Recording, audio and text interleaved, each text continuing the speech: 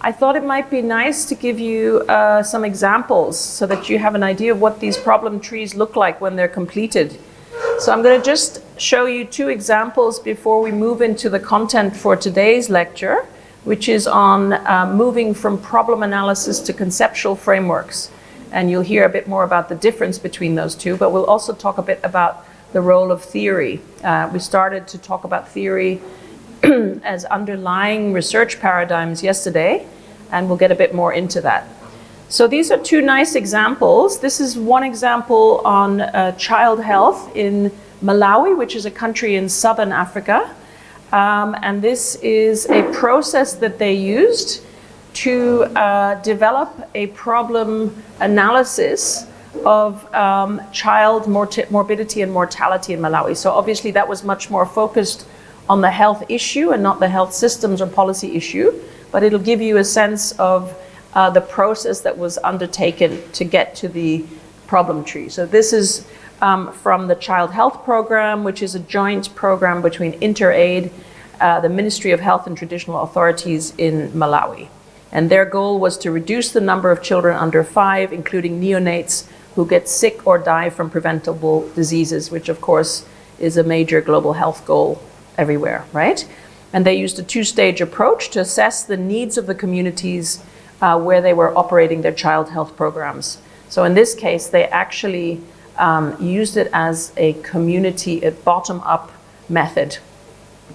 So their process is that they ran a series of meetings with community representatives, in this case, local chiefs, health center staff, and health district office staff. And during each of the meetings, the groups were asked to develop a problem tree showing what they thought were the root causes of child morbidity and mortality.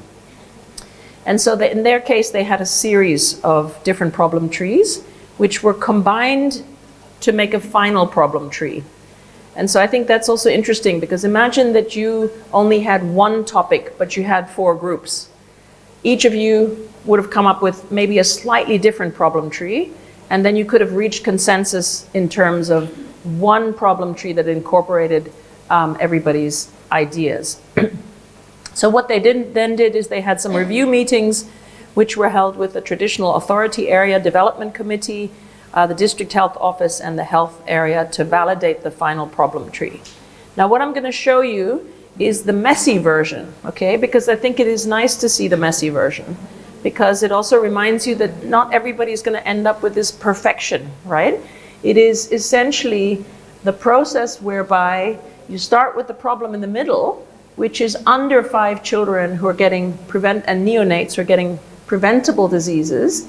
And then obviously a lot of work went into thinking about factors at different levels. And I'm assuming that the red and the black maybe colors are being used to distinguish between primary causes, secondary causes, tertiary causes. We don't know.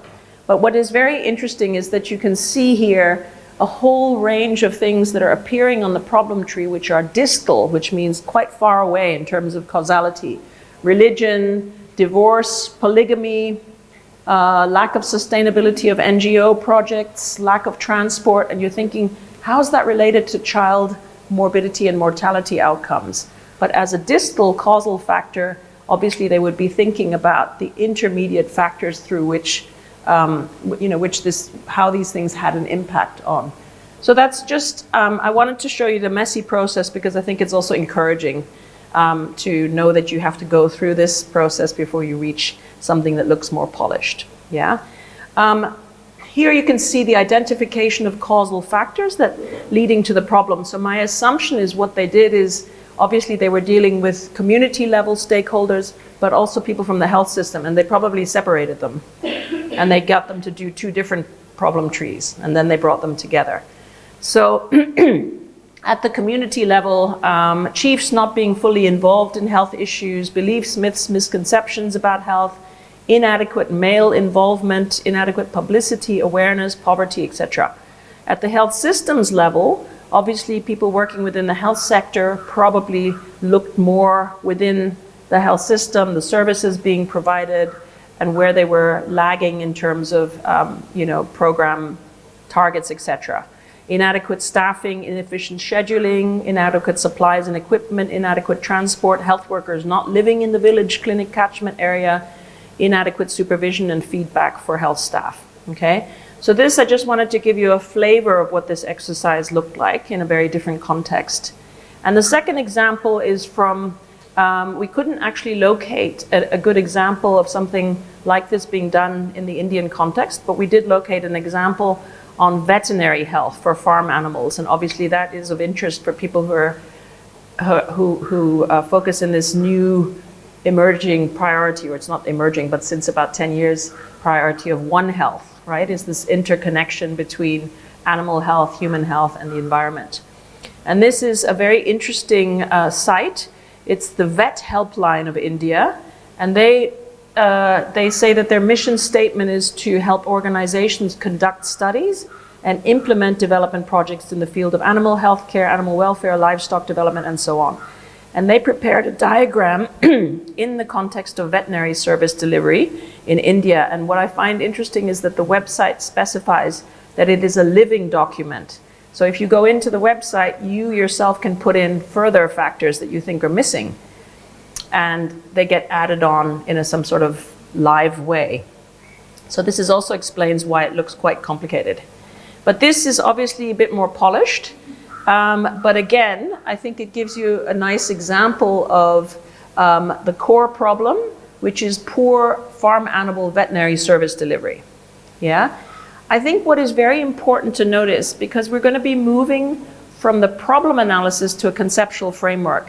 And what I want to clarify for you is that you will notice that a problem analysis already states the issues in a negative way, or in a way where you understand why they're problematic. So inadequate emphasis on adoption of national standards, inadequate training, high number of untrained and so on, less number of skilled and motivated veterinarians. Whereas when we move to a conceptual framework, the way you are going to state these issues or variables is you're going to convert them, and this will look quite different. This will say something like national occupational, adherence to national occupational standards. So you're going to rephrase your problems as neutral variables that you can go out and measure, okay? And this is really, really important in a conceptual framework, because if you start your research already deciding that everything is suboptimal and problematic, it means you're starting from a biased point of view. So you've got to be open in the sense that you say, I have a hunch that things are not working as they should, but when I do the research, I've got to approach it in a neutral, objective manner, no matter what paradigm I'm coming from, okay? Even an activist paradigm is going to have to start with stating the variables in a neutral manner, although the variables they include might be different than the others, okay? Okay, so we're going to move now on to a lecture on theory, the role of theory in conceptual frameworks. So I'm just going to switch slides. I think we should be able to do that relatively easily. Here we go.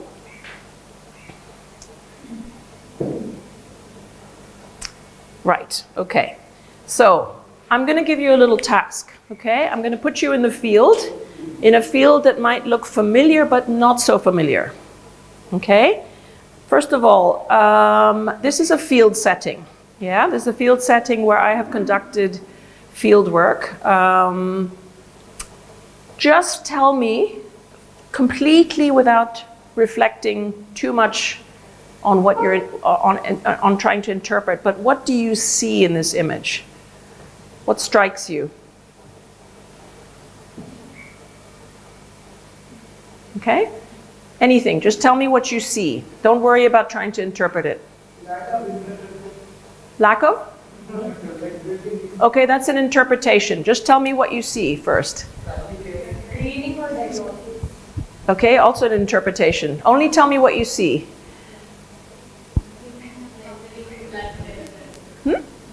Also an interpretation. I want to see just observations. What do you see in this image? Women. Okay, you see women. Do you see any men? No. No. Okay, so it's a predominantly a setting where there's predominantly women, number one. Okay? No interpretation yet. Okay? What else do you see?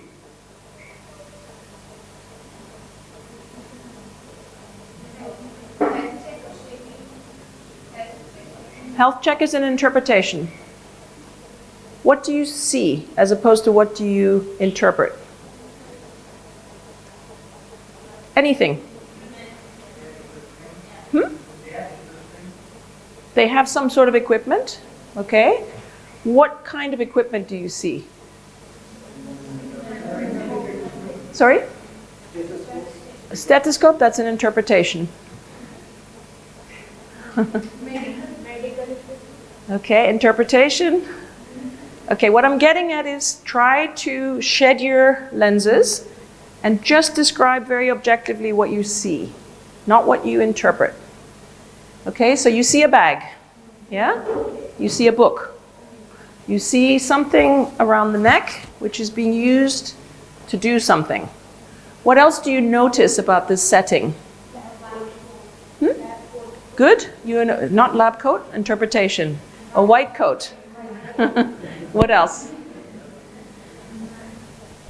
All women have covered their heads. Yeah, nice. All women have their heads covered. Except for one.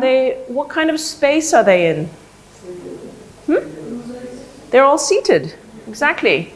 Where are they? Outside. Outdoors. Wow, how do you know they're outdoors? Yeah, good. Sunlight. And? Interpretation. Sorry? Yeah, there's a wall. What can you tell me about the wall?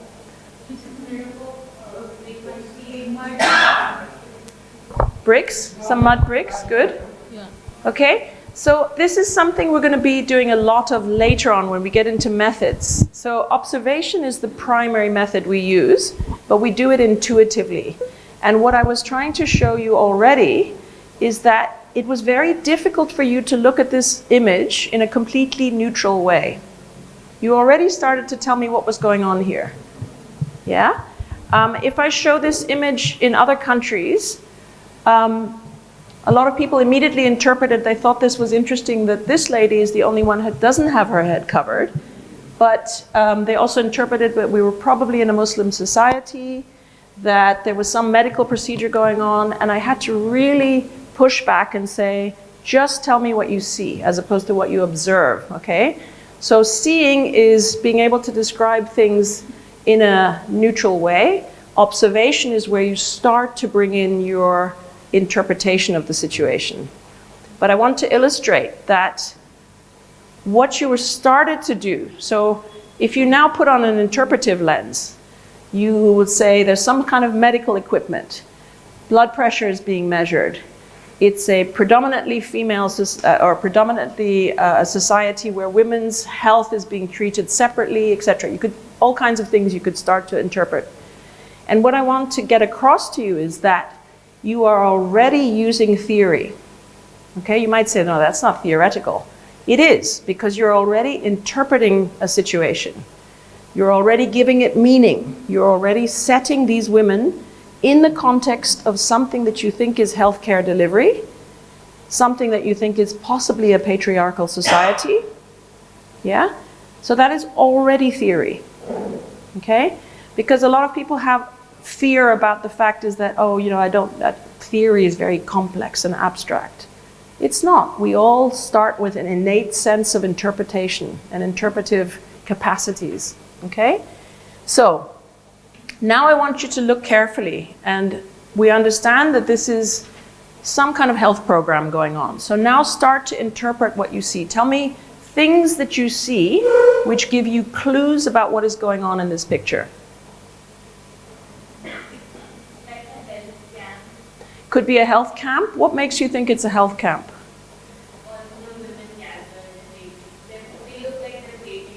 Good, good. They look like they're waiting for something. What are they waiting for? What do you think they're waiting for? Some kind of ANC checkup. Possibly, we can't see whether there's a pregnant ladies, but they're waiting for a checkup. What else do you interpret?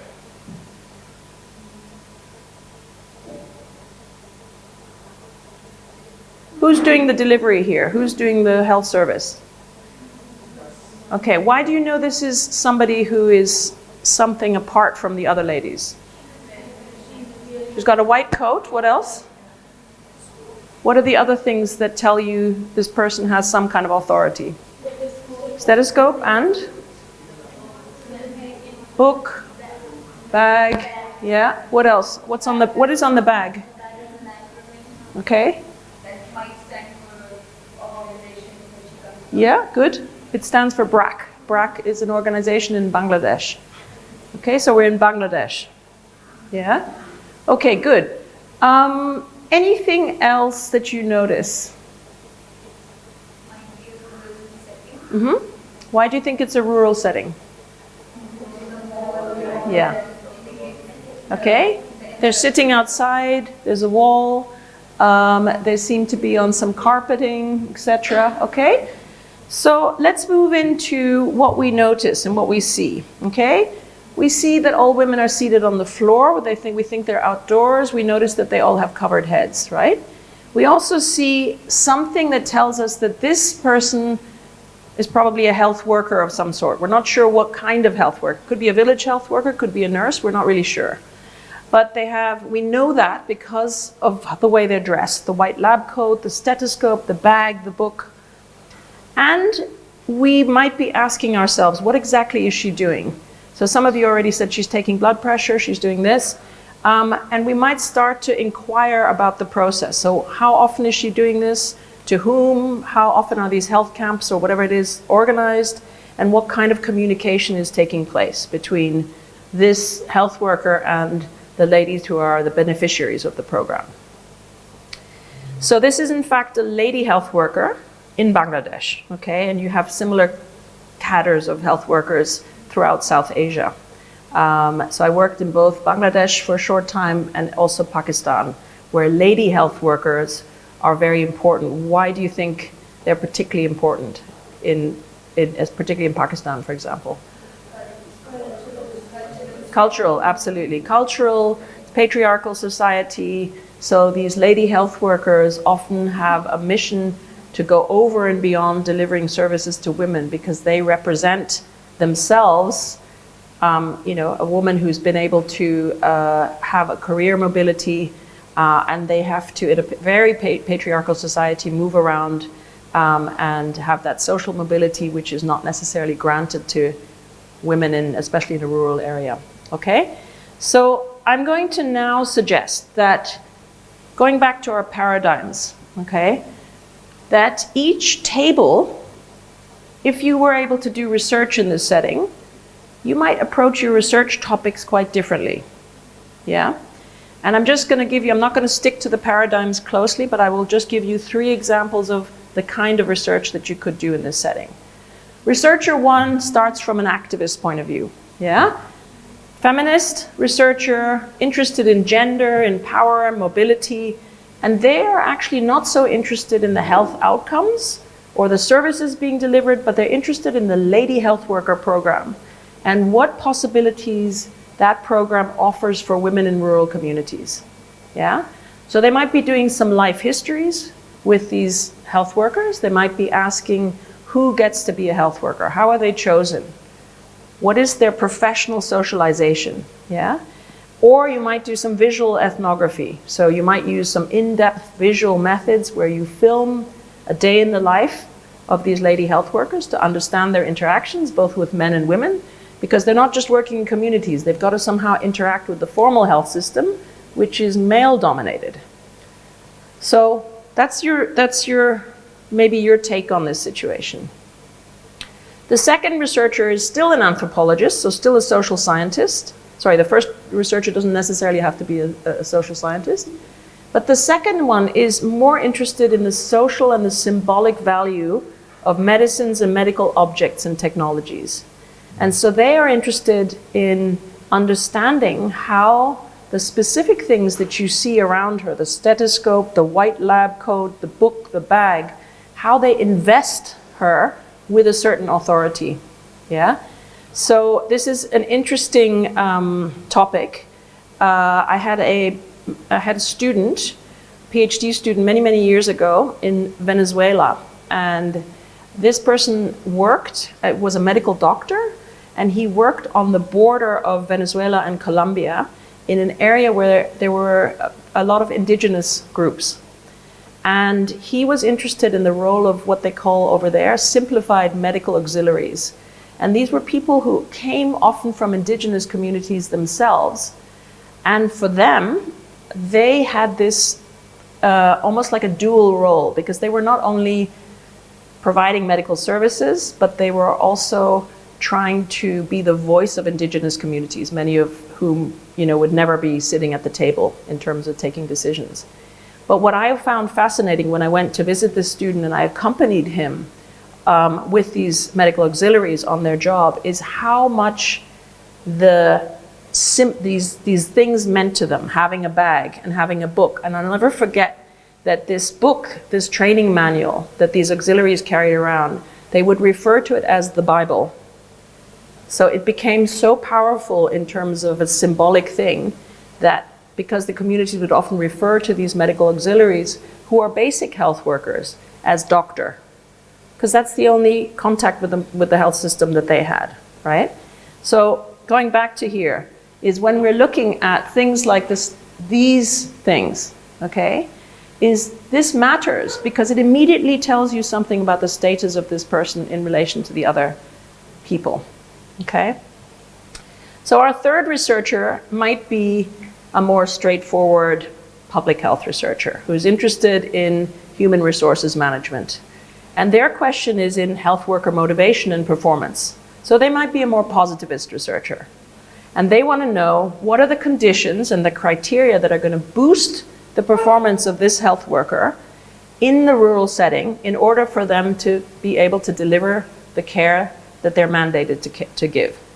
And you might be using some qualitative methods, some group discussions to talk to younger health workers, older ones, ones who come from maybe different backgrounds.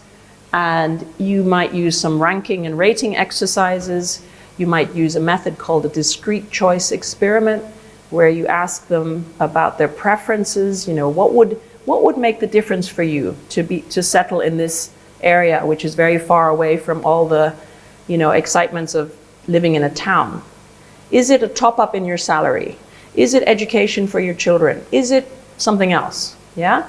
So often the question of incentivizing health workers in rural or remote settings is based on some research which tries to assess the relative weight of different kinds of incentives, financial and non-financial. Or you could use some kind of Likert scale, right, to assess preferences. But what I'm trying to illustrate to you is that the same setting, yeah, the same actors, you could be doing very, very different research. And the reason is why? So why would you come at this very differently? What determines how you look at this image or how you look at this setting?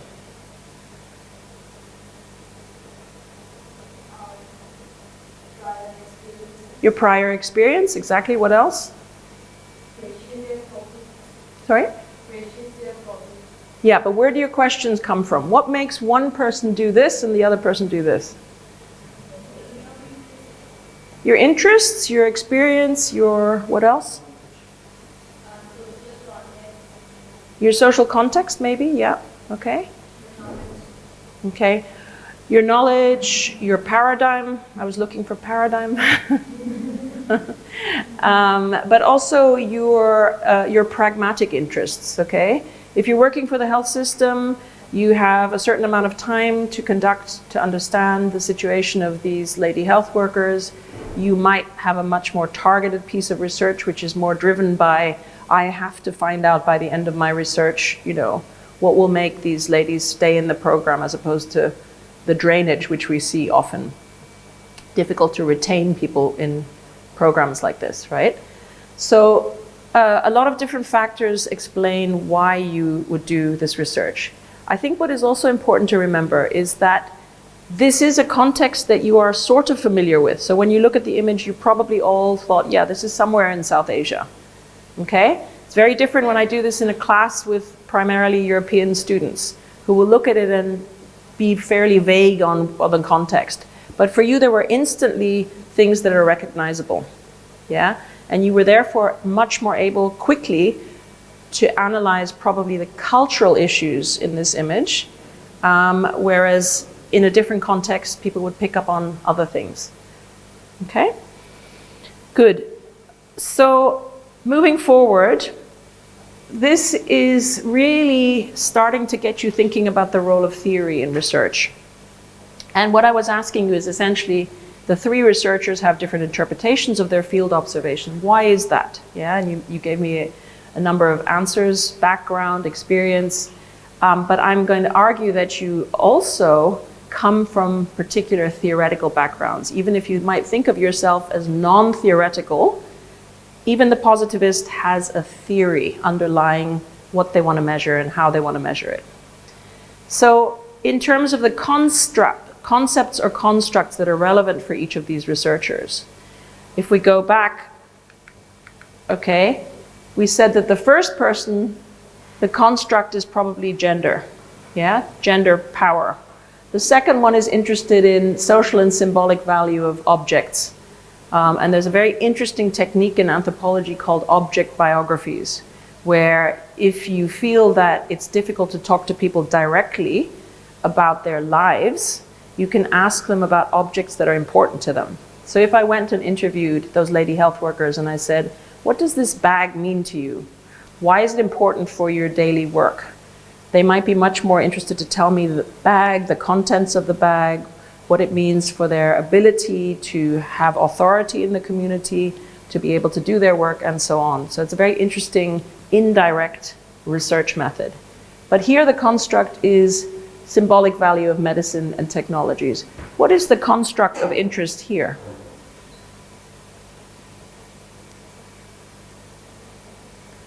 What's the main thing that you're theorizing in the last example? No? Motivation, exactly. It's motivation. Motivation and performance, yeah? Those are key constructs that you're trying to look at.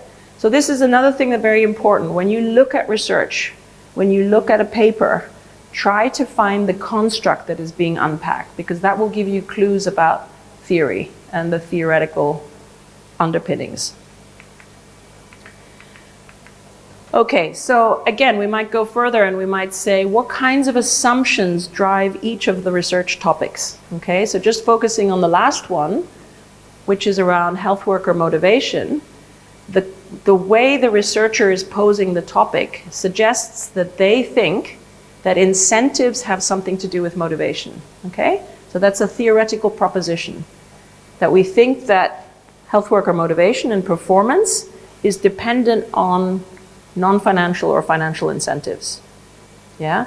So be very clear that every piece of research you do, even if you articulate it or not, you need to really think carefully about what are your assumptions that underlie your questions. Okay? In the second case, the researcher thinks that objects matter. Objects have a symbolic value. Okay? Beyond this being, you know, a cup, this could be a symbol of conviviality, okay? Or it is a symbol of the fact that culturally, you know, tea breaks at 11 o'clock are common here, et cetera, et cetera. I mean, whatever, right? But you start to, if you're a social scientist, you look at each kind of behavior, you look at dress, you look at mannerisms as symbolic of something, okay? Good, now we're going back to our research cycle. And we're looking at where we are in the research cycle, and we're here. Okay?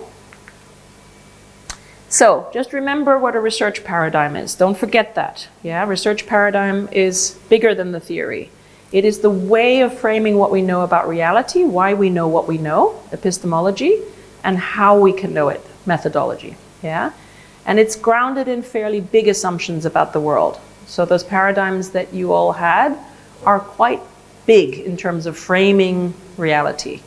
And they can be so pervasive and broadly accepted that we take them for granted, which is why the exercise was difficult, because it is difficult to recognize that positivism is in fact a paradigm, because most of us just take it for granted. That's the way we do things. We never think about what is actually underpinning the way we do things, right? So think about it as a pair of glasses. Okay, you put on a pair of glasses and you see the world in one way. You put on a pair of sunglasses, which suddenly are rose-colored, and everything looks much more beautiful, right? So it's similar in this way. So paradigms are grounded in overarching general assumptions about reality, whereas theories describe much more specific phenomena. Yeah? Motivation. What is my theory of motivation? Status or authority. What's my theory underlying how people demonstrate their status? Okay? Or the first topic was around gender. So gender power dynamics. What is my theory underlying how gender plays a role in the work of these women? Yeah? So your theories help you to answer this question, why and how, the questions that we often have about patterns that we observe in natural or social life. Okay? And by that I also mean that when you take yourselves out of one state and you move to the other, you often comment on the fact that, oh, things are done very differently here. Yeah? So why is that? And you start to interpret why they might be done differently. So we are constantly interpreting the world around us. Yeah? So you all are inherently have the capacity for theoretical thinking, because we do it all the time. Yeah? You make a judgment about this person who's walking through the door. Oh, the way they're dressed, yep, they're from such and such, and they're doing this, and they're, this class, this caste, whatever. We do it all the time. So theory allows the researcher to make the links between what is abstract and what is concrete, between the theoretical and the empirical. The empirical is what you can see and touch and feel, and between thought and observation. Why is this important in health policy and systems research? Because we already said that health policy and systems research draws on multiple disciplinary perspectives. Yeah? You can be an economist, you can be a political scientist, you can be a historian, you can be a classic biomedical clinical scientist. All of those perspectives can play into health policy and systems research. And you'll see that as you develop your topics. And so therefore it is really important that we stand by, we recognize the assumptions that our discipline has trained us in, and the ways that it's trained us to see the phenomenon in a certain way. Okay? So, as I said, if you're looking at the story of the road traffic injuries, you're economist, you're trauma specialist, you're social scientist, they're going to see the problem slightly differently from their own lens, yeah, their own pair of glasses. In HPSR, we're also investigating complexity, yeah, because we said yesterday that when you think about health systems research, we're not looking at isolated building blocks. We're always looking at the impact that some change in one building block has on the whole system or on other parts of the system. And therefore, it's important, theory is also important because you need to have some way of explaining complex interrelationships. The third thing is you're often undertaking comparative analysis to generate conclusions that are relevant in different settings. So even though the case studies that you're doing in India, you're going to do a conceptual framework which may be applied in another setting. Yeah? Even though it's based, the problem analysis is very specific to India. Yeah? But as soon as you move to a conceptual framework, in principle, you should be able to say, okay, this is what we developed for the Indian setting. Now let's move it to Ethiopia, which also has a problem of road traffic injuries. Are there the same factors influencing the access to emergency care? Probably the variables will change slightly, but most likely they'll be quite similar, right? So the difference between the problem analysis, it is specific to the setting, whereas a conceptual framework is often more broadly generalizable. The fourth point is that health policy and systems research embraces iterative learning as a part of policy development and implementation. And that's why theory is critical, because theory is often, it's not a fixed endpoint. often we contribute in small ways to theoretical ideas, what's called sort of mini theories or mid-range theories. But by the end of our research, we are refining the theory. We're actually making a contribution to extend our understanding of whatever it is, gender and power and social relations and so on. Okay, now I'm going to help you move from observations to theory, okay? So when you first looked at that image of the lady health workers in Bangladesh, I kept saying to you, nope, don't interpret. Just look at what you see. Because as soon as you started to observe, you were interpreting the situation. You were telling me this is a health situation, this is obviously some sort of nurse or health worker, this is probably a Muslim society, etc. You were interpreting the situation. So how do you go from those observations, which entail some interpretation of the situation, to formulating a theory? Let's look at an example. Let's say we are doing some research on understanding low uptake of HIV testing, yeah?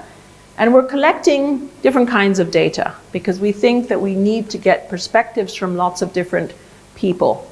So we're collecting patient perspectives, so, or let's say community perspectives. We want to understand why people are reluctant to go for HIV testing, or when do people go, when do they not go? So we've got perspectives for them. We're collecting health provider views because we want to see whether the dynamic between providers and individuals makes a difference. And we're looking at how the systems work. Now, obviously, HIV testing has evolved very, very much in the last 20 years, from provider-initiated to voluntary, and now to self-testing, right? So those are changes in terms of how people approach testing. But for the sake of the example, just imagine we've collected this data, yeah? And we have a lot of observations. Now, many of you in your research will stop here. That's it. I did my work, yeah? I collected this, I write it up, I summarize it, finish, thesis done, yeah? But actually, you can do a lot more with that. You can take it forward theoretically. And I'm going to suggest just 4 possibilities for what the study on uptake of HIV testing might tell you in a broader kind of theoretical sense. So, and this is based on the fact that there is actually research that is based in this kind of theoretical paradigm, or not paradigm, theoretical direction. So I have my data on HIV testing, and some of you might be interested in risk perceptions, okay? So there's a body of theoretical knowledge around how people perceive and rank and contextualize risks. And if we look at our data, we might say there is something that it tells us about the differences in the ways people perceive risks. If I don't see HIV as a risk to me, even though my sexual behavior or other behaviors might be putting me at risk, what is going on there? And then you look at this carefully and you realize that for many people, a lot of other risks are much more pertinent. Getting into a road traffic injury ranks higher than worrying about HIV, okay? So you situate your data on HIV testing within a theory. You develop a theory around risk perceptions, yeah? The second person decides that actually it's not so much about risk, it's about how people understand their own identity in relation to HIV, sexual health and HIV. So if you realize when you look at your data that there is a lot of discussion or narrative around, I would never go for HIV testing because, I'm not at risk because I'm a married middle-class businessman, or I'm a blah, blah, blah, blah, blah, right? So you say, oh, this is interesting. Let's try to understand the ways in which people's perception of their social identity links to their willingness to test or not. Okay? So that's a different direction. Yeah? Another direction is it has something to do with medical technology. So, for example, there is research, and we did a little bit of this in some countries in Kenya, to look at what it means to move from provider-initiated testing through to self-testing. And the fact that there may be uptake, variable uptake of HIV tests, might have something to do with the evolution of the way service delivery has happened. So what we found in Kenya was very interesting, which was that the US, at the time it was USAID, they initiated rapid self-tests. And they thought this is a way to empower women, yeah? They don't have to go to the facility, they don't have to discuss things, they don't have to face all this stigma. Just give them the test, let them read the test result themselves. This is empowering. Actually, it was the opposite. They didn't find it empowering at all. They said, I have to read this test by myself, I have to deal with this stress by myself. Where is the person to converse with, to share this diagnosis? Yeah? So this was very, very interesting work. So basically this direction, theoretical direction, is placing the emphasis on the mode of delivery of testing, the technology associated with it, and what it means for people. How transforming the process of testing from a provider interaction through to having to be yourself go forward, because many women are tested in ANC, right?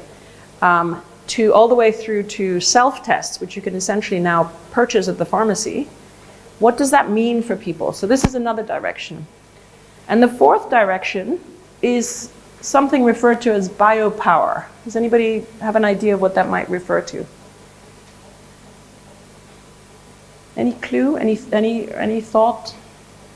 What does it sound like? So it sounds like some sort of food for people that go to the gym. Okay, this is let me give you a clue. This is an activist standpoint. Does that help? Okay, so there's a body of theory which argues that HIV testing, like many other state-driven testing programs, public health surveillance programs, are a form of institutional power surveillance. So it's a Foucauldian perspective, which argues that this is one means of the state to control the population and to coerce them, okay? Because as we know, and this is very true in India, certainly from the 90s when I was working here, is that many people were co-opted into testing without really understanding what it was all about, and also didn't really understand what it meant. Often were tested without knowing, because providers were worried and they were tested, but the results were handed over to the father or the brother-in-law or whatever it was, because it was thought that the woman couldn't possibly deal with the diagnosis by themselves. So those are other issues. In fact, that would maybe be a fifth circle around the gender dynamics. But this one is essentially looking at testing as one form of state surveillance. Okay? So I hope this example illustrates that you should not stop here. Yeah? This is one step of the way. Well, it's a big step of the way, is collecting your data. But reflecting on what that data means theoretically is the next step. Okay, so now I'm just going to give you this table. I'm going to pause for a minute, and just to share with you, thinking about the macro, the meso, and the micro, these are different areas that are theorized within each of these levels. So at the macro level, we often think about the political economy of health and healthcare. So the example we had yesterday, which was around the pharmaceutical industry, the role of foreign pharmaceutical industries and Indian pharmaceutical industry. That's a very political economy kind of question, because it's about the relationship between the industries, it's about their relative power, who has say, who drives the agenda, etc. Yeah? Distribution of power and resources, but also at the macro level, we're talking about social institutions that provide scripts and norms for health-related behavior. So this is essentially, when we talk about social institutions, we're talking about powerful cultural scripts.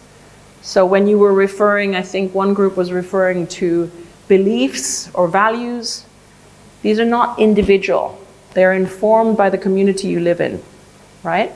So when you said myths or misconceptions, it's not so much about myths or misconceptions. It is about culturally normative ideas, which are very strong, because we know that if you go against culturally normative ideas and you say things or do things differently, often it leads to being stigmatized or being being sidelined, yeah? So generally this is also about the role of authoritative knowledge. So what knowledge, whose voice counts, yeah? We also saw that in some examples. At the meso level, we're looking more at that level of service delivery, the ways in which a particular trajectory at the meso level allows people to socialize into becoming, let's say, lady health workers. We're looking at the organizational culture, so leadership culture, management culture. We're looking at processes involved in health seeking, bargaining, negotiating, making decisions about care, forming collective groups. And we're looking at adaptation of global guidelines at the meso level. Okay, and the micro level is probably the one that you're most familiar with, because often the research you carry out in your master's programs are very micro level. Yeah? So that is, I don't think I need to go into that. So what is very, very important for me is that you think and you reflect more carefully about your assumptions that underlie the work that you do. Yeah? Make it explicit. What makes a theory is actually linking two or more concepts by a relationship. Yeah, so X drives motivation, okay? Y drives acceptance of testing or vaccines, okay? So you're often, a theoretical statement is one where you're looking at some form of association or causality, yeah?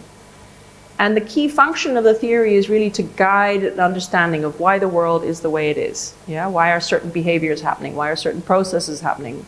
And so on. It involves a great deal of simplification, but it aims to help you explain or predict a behavior, a process, or an outcome. So when we looked at the building blocks model, the one with the 6 things, it's not really a theory. Because it's not really, I mean, it's kind of a theory, in the sense that it's saying that there's something going on with those inputs that lead to those goals, the intermediate goals and the fundamental goals of the health system. But it's not a very dynamic theory. The control knobs, on the other hand, you could see how you could start to formulate theories along each of those knobs, which are effectively things that can be moved. They're movable knobs. So your task is always be aware and be explicit about your underlying assumptions. Now we're going to do the same exercise that we did yesterday, it's only yesterday, which is we're going to look at some papers and we're going to try to locate anything that tells you there's theory going on in this paper, okay? Because again, I want you to be able to read a paper and recognize what is informing the way that the researcher is writing this paper. Okay, so our first paper is from Health Policy and Planning, and it's about barriers and facilitators to nationwide implementation of the malaria vaccine in Ghana. What are the concepts that you think are important here? Don't worry, it doesn't have to be sophisticated, but what pops out for you? Barriers, facilitators, yeah, and? Implementation, yeah? So vaccine by itself is not necessarily a theory. Vaccine is a vaccine, yeah? But this gives you some clue, and implementation gives you a clue. Okay, now let's look at the actual paper. Interventions, so this is the background. Interventions such as malaria, anti-malarial drugs, bed nets, insecticides have helped curb the burden of malaria, but malaria remains a leading cause of morbidity and mortality. In 2019, these 3 countries with moderate to high transmission, started piloting the malaria vaccine. Using qualitative methods, this study examined the main factors, forces that will influence or hinder the nationwide implementation of the malaria vaccine if approved in Ghana. So we still don't really know theoretically how they analyze the data. So just looking at the background just tells us, well, it looks like a pretty straightforward study. They analyze barriers and facilitators. No real theory there yet. If we move on, we start to see more. So here we look at the method. Yeah? They're conducting in-depth interviews with implementing partners, researchers, academics in the public health sector in Ghana. And now is where your theory comes in. What's the theory here?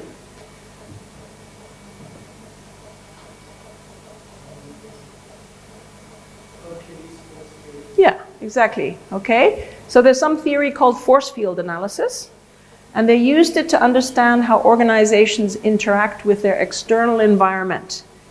Now, going back to the macro, meso, micro, what level do you think this is? Macro, good. Why? Yeah, exactly. Okay.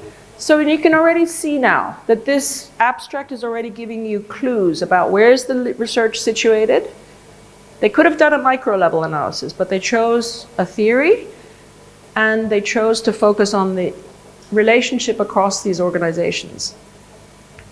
Okay, good. Next one. Building patient trust in health systems, a qualitative study of face work in the context of the Aboriginal and Torres Strait Islander health worker role in Queensland, Australia. What are the clues that tell you what you think they might be theorizing here? Sorry? Patient trust and a concept that looks a bit strange here. Face work. What do you think face work is?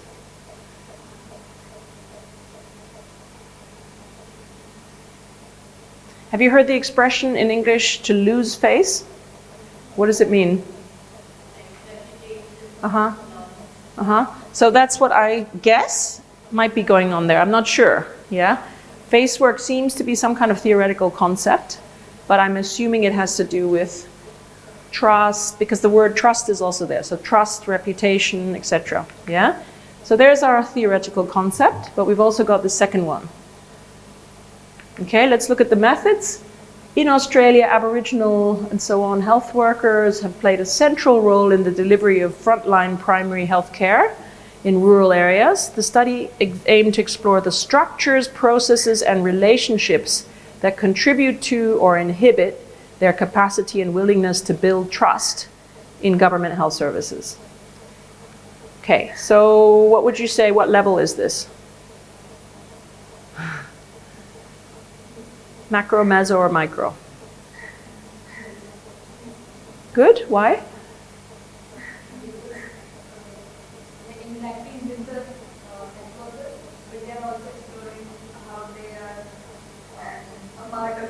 Absolutely. Excellent. Okay, this is the clue. Structures, powers, and relationships.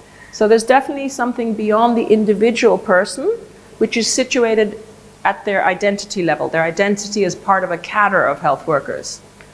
Okay, good. Methods and theory, drawing on in-depth interviews with, the study was grounded in the principle of critical realism. So here they're giving you the paradigm as well.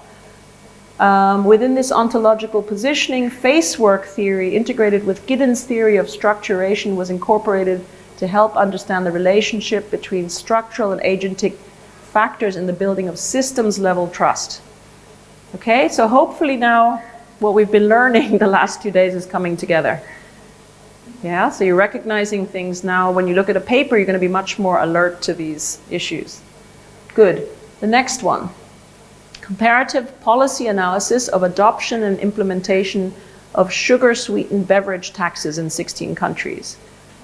What is your clue in terms of what type of study? Yeah. Implementation, but also I should have actually circled comparative policy analysis, adoption and implementation. Okay. just having a guess without looking at the methods, what do you think might be the paradigm underpinning this one?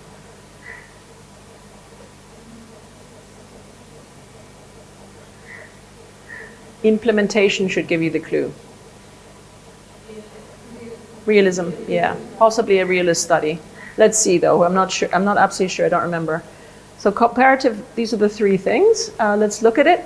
Taxes on sugar-sweetened beverages are recommended as part of comprehensive policy action to prevent NCDs, have been adopted by only a quarter of WHO member states. The study aimed to analyze the characteristics and patterns of factors influencing adoption and implementation and policy learning between countries. To me, that sounds quite realist.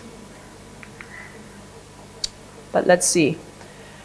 Comparative policy analysis in adapting diffusion of innovation theory. So not completely realist, but that is a theory which looks at the way in which innovations spread, knowledge spreads. Yeah? To a policy context, we observed that the uptake and diffusion of policy is influenced by a process of policy learning between countries. We thus adopted diffusion of innovation theory for our study framework, augmenting it with insights from theories of policy learning.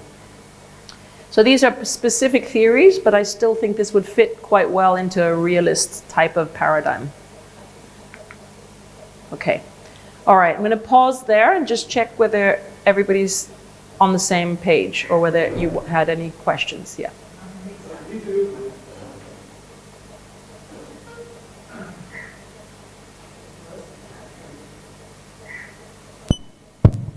In the first example which we saw, I thought, in my perception, I think force field analysis would be the type of a methodology. So what will be the theory that we want to put in, the facilitators and the barriers which we used? So is that the theory force field analysis, or is this the methodology that we use, barriers and facilitators? That was my question. Good question, very good question. The question is it the theory or is it the methodology? What would you respond to him? Sorry, just to remind me of your name? Ashutosh, yeah. Is theory part of methodology or is it something separate?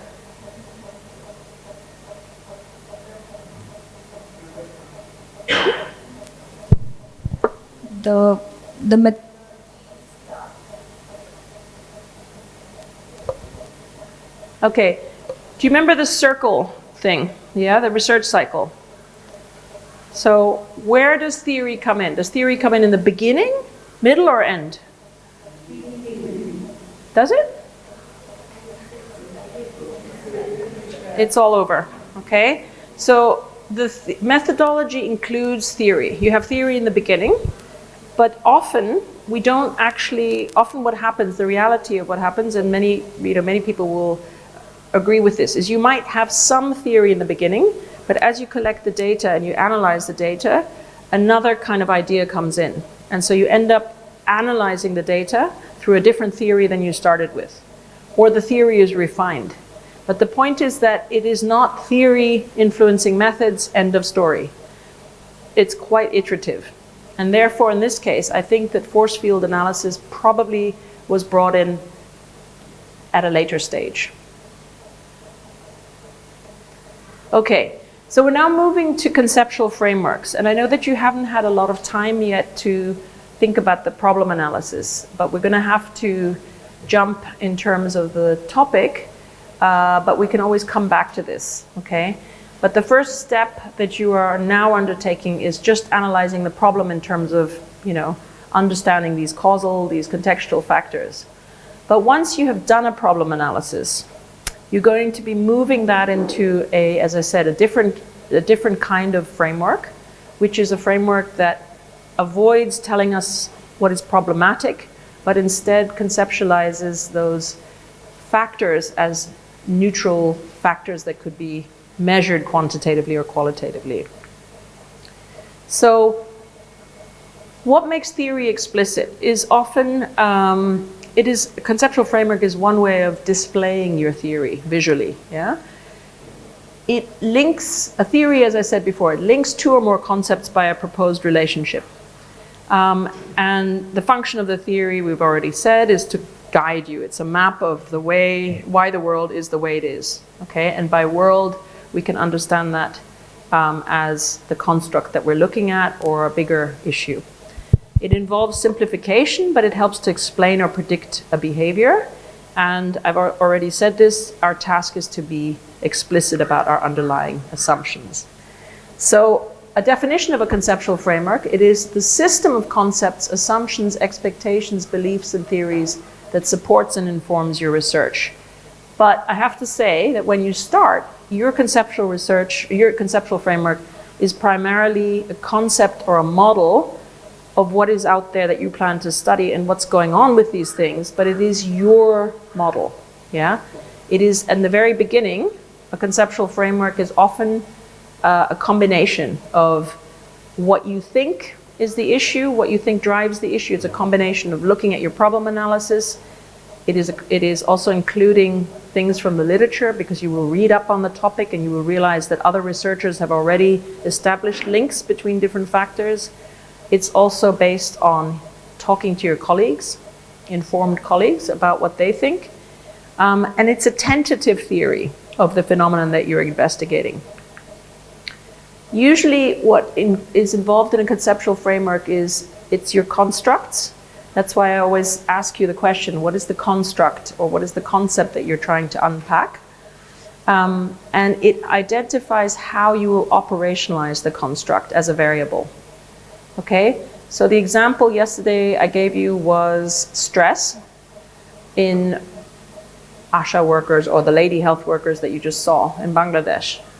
Okay, and I said that if I asked you, if we did the exercise and I said each table operationalize stress for me, yeah, which means break it down into measurable variables. Maybe each table would come up with some things that are similar, but some things that are different, okay? So operationalizing involves making some decisions about what you can measure realistically, quantitatively or qualitatively, whether you want to, and your paradigm of research, because if you are a positivist, you're only going to look at variables that you can measure with structured tools, pretty much. Whereas if you're a qualitative researcher driven by a relativist paradigm, your concepts of stress might be different, because you think, I can look at these by interviewing people and I can, understand what stress means for these individuals. So you operationalize your concepts and then you try to determine the relationships across those variables.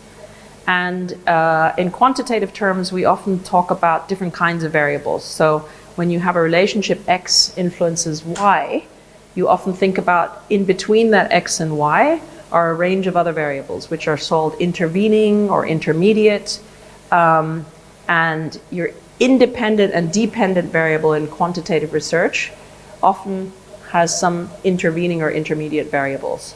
And these are, those relationships are often expressed as hypotheses in quantitative work, yeah? So, the simplest example I can think of is, if I increase the dose of X, Y is going to happen, yeah?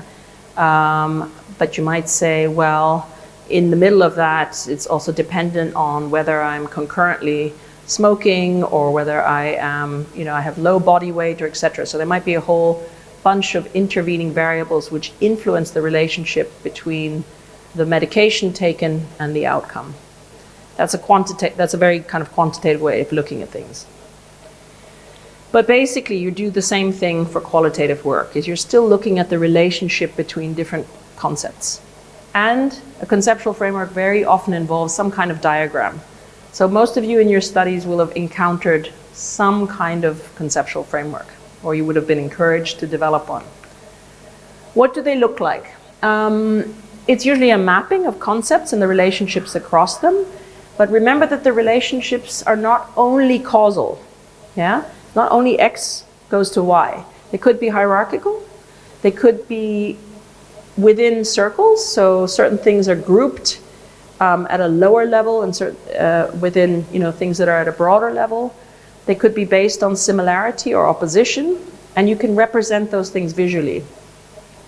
Usually you use a range of colors or arrows or boxes or circles, but there are many ways to be more creative about this. Everybody likes to just do the boxes and the arrows, but you can use flowcharts, okay? If you're trying to illustrate process, you can use a causal network of variables and their influences. You could use some sort of tree-like diagram, which is what we're doing, which is around the meanings of words, or you could use a Venn diagram where you're showing how things overlap. So things can be combined in diagrams, in frameworks, or they can be one or the other.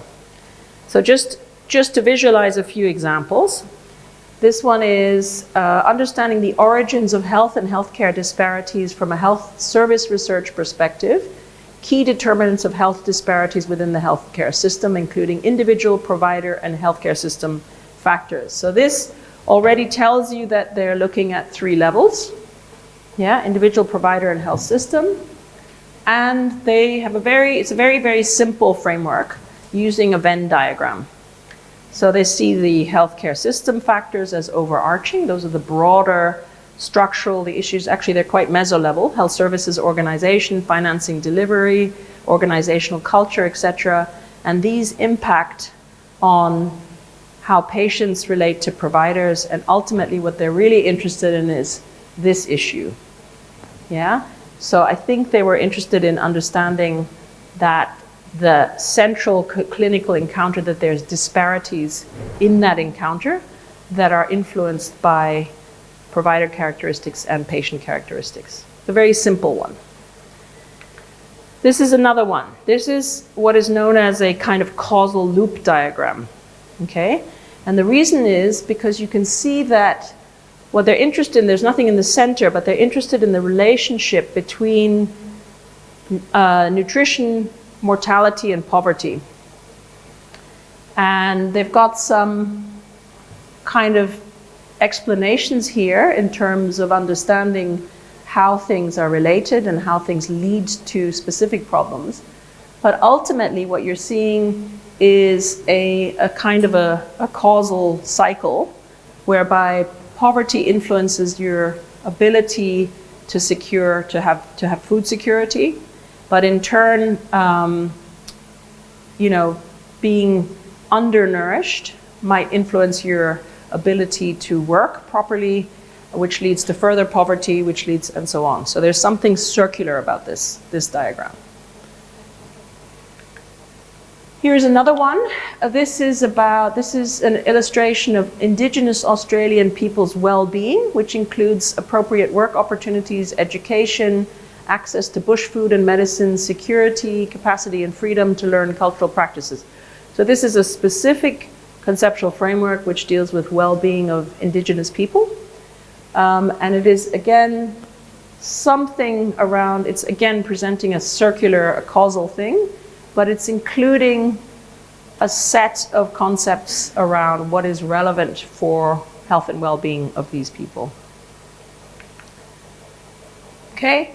Now this is a different one. This is a conceptual framework of a specific intervention.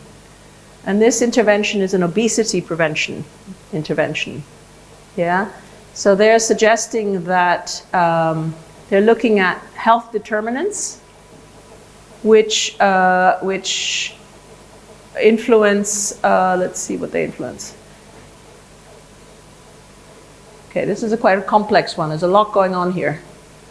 But basically, they're trying to look at groups of factors. They group community factors, environmental factors, individual factors, and they look at the extent to which this, I think, basically, if I read this correctly, this is about the factors influencing community and individual capacity to be able to implement this intervention. Because if you look at the community level, it's resources, opportunities for learning, etc., self-efficacy, knowledge, skills, capacity. So this is something like a theory underpinning whether this obesity prevention intervention will work. They're trying to look at the factors that consist of an enabling environment for this intervention. Okay, it's also a conceptual framework.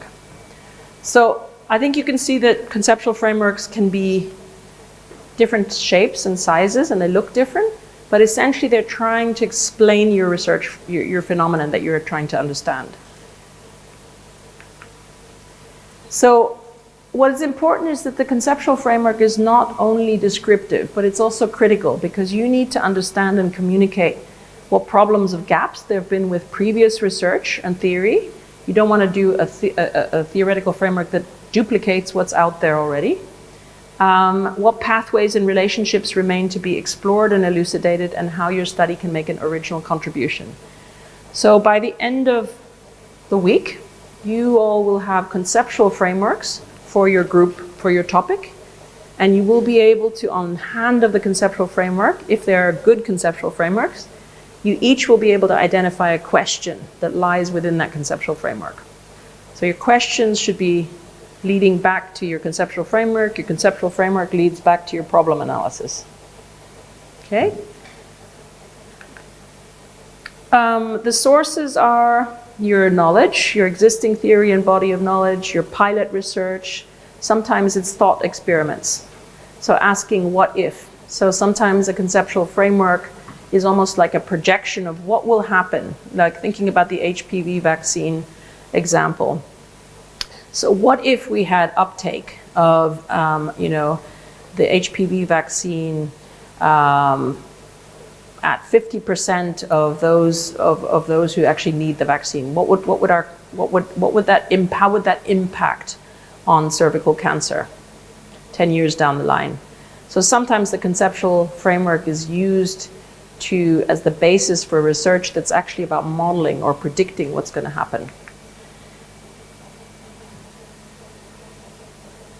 So yeah, this is just repeating what we've said. This is a concept map of a theory. It's a visual display of a theory, and it's a very useful tool to use at different stages of your work. Yeah. So I want to say also that your conceptual framework is not fixed in stone. Yeah, it's something that you have maybe at the beginning of the research, and then you do a bit more reading, you do some preliminary data collection, and you adapt the conceptual framework. So, for example, when we sometimes we undertake a literature review as a task, right? Or a scoping review. And the scoping review is driven by a specific conceptual framework up front. But by the time you've reviewed all the literature, your conceptual framework is much more theoretically informed by the literature. So I'll give you an example. We recently did a scoping review we wanted to look at the relationship between mobility and health for men in a certain part of Southern Africa. And we had a very simplistic conceptual framework, which is how we thought mobility was affecting the men's ability to seek health and generally their health outcomes. And by the end of the research, or the end of the scoping review, we realized that we had oversimplified mobility. Why? Because there's many different types of mobility which lead to different kinds of health-seeking behavior. So migrants, long-term migrants, are very different than people who are moving for short-term occupational reasons. And so we had to make that initial framework much more sophisticated. Okay, so these are the steps. You're going to start with the problem. You don't have to worry about this now, because this is something that's going to happen after your problem analysis. You're going to start with your problem analysis. You're going to look at pre-existing sources of information. You're identifying concepts and contextual levels. You're operationalizing those concepts, and you're starting to display the relationships across the variables. So I don't want to, the issues I don't really want to confuse you with, because this is after problem analysis, so I'm not sure whether we should stop here. Yeah, okay, so I'm just going to run through a couple of the steps, but we won't get into this exercise part. So assuming you have done the problem analysis, which is a way of looking at the problem and identifying why the problem is there, yeah? This would be the next step. So you would start with the problem, which you have already done. That's part of your problem analysis. So that step's already done. you would look at how the problem has been studied in the literature. So for example, your topic is road traffic injuries, emergency care. Is there any existing literature that tries to explain why there are disparities in rural and urban settings with respect to trauma care? Yeah. Your framework is constructed, it's not found. So it means that you can't lift a framework from the literature, but you're going to try to synthesize different sources of information in order to get to your framework.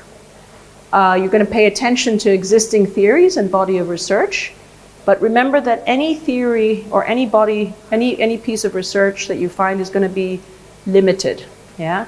You might find an interesting study from South India about road accidents. And you might say, oh, this is great, can we use this? And then remind yourself, no, this is just restricted to Karnataka. Yeah? So anything that you find, sometimes a paper that's presenting an interesting framework, be aware that it is just a framework. Yeah? It's just an iteration of a framework. The next step in terms of conceptual thinking is you're going to identify the concepts and the contextual level. So we can think about context. This is a classical, you probably have seen this typical socio-ecological model, right? Where you think about, okay, at each level, individual, household, community, national, what are the factors that are affecting my problem? You're already doing this in the problem analysis, yeah? But you're also thinking broader in terms of context, because sometimes there's different contexts that are relevant to your work, okay? And I think this is where a lot of conceptual frameworks fall short, because they're not explicit enough about the research paradigm that's informing the framework.